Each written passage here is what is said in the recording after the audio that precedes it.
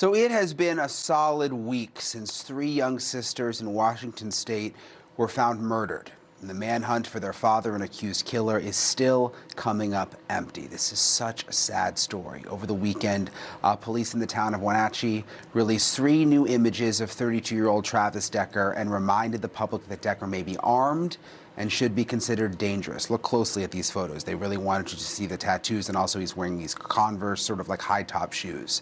He also has a $20,000 price on his head now, so we can probably throw in desperate. There's the full photos.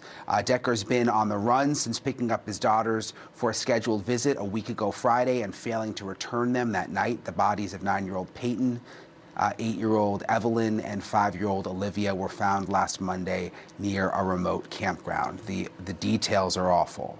Their wrists were zip-tied and plastic bags were over their heads, and the coroner is now confirming that those little girls were suffocated.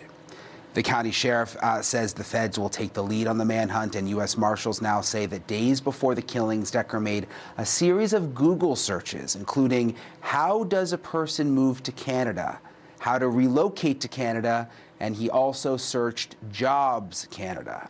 But how he'd actually get there or anywhere else is not clear, since his truck, which you see here, it's actually doubled as his home because he's been homeless apparently, was found abandoned near the little girl's remains. We're also learning that a blood sample taken at the scene belonged to an unidentified man, and another sample didn't come from a human. They also say Decker's dog was found at the scene and turned over to the local Humane Society. Joining me now is a man who has tracked down over 300 fugitives like Decker as a chief deputy in the U.S. Marshals Service, retired Chief Deputy U.S. Marshal Matthew Fogg. Matthew, we appreciate you being with us. What's your gut tell you? First of all, this is just so terrible that this man is accused of killing his daughters.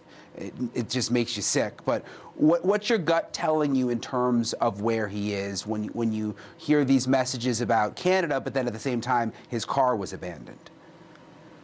Well, what comes to my mind, to be honest with you, with this type of heinous crime that he created on his own daughters, I think the guy may have committed suicide. I mean, that's just the first thought in my mind. But when you're talking about where he would run, where he would go, I mean, they've done everything as far as looking, checking all of the last known locations, who his friends were, where he usually would go in those areas. All of that's being searched.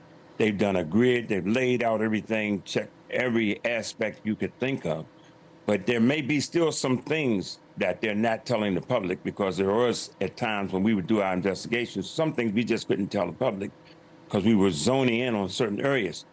But from this perspective, I just say that this man, he's running.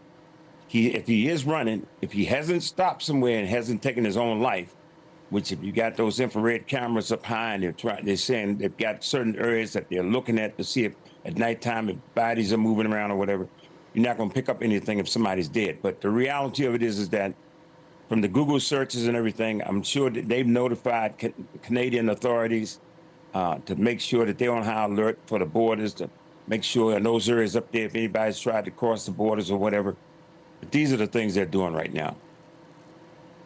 Yeah, you make a very good point. Perhaps it's set in to this father what he did to his little girls, and he may not even be alive right now. His body may just be somewhere out in that heavily wooded area. What do you make, Matthew, of the DNA samples found?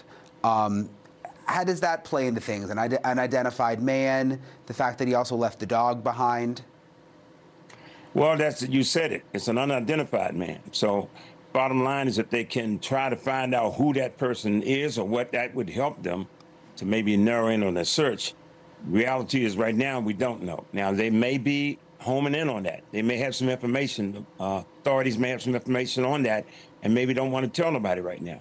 So that's another thing. But the reality of it is that you're going to be searching out there, and the biggest thing I think is the dogs and the sheriff that was just caught, this guy that was caught on this other fugitive that was on the run. The dogs played an important role in that. When you're out in those wilderness areas and you got an avid woodsman, somebody that may understand the terrain, you got to work well with the park rangers, all of those folks. Our people will marry up with those folks. All the people that know the area, make sure we've gridded it off very well. And the bottom line is just hoping that he'll make one mistake. He'll do something. He'll drop something. Now, that DNA is important. If they should have his DNA. think, but the bottom line is, if he does anything that say they can track it, drop something, anything, he's got to eat. Those things, when somebody's on the run, several things they got to be able to eat, they got to be able to drink water, and they got to have shelter somewhere. So those are the things you're going to be looking for. Thank you for watching. Subscribe below and download our NewsNation app right now on your phone, and you will get fact-based, unbiased news for all Americans.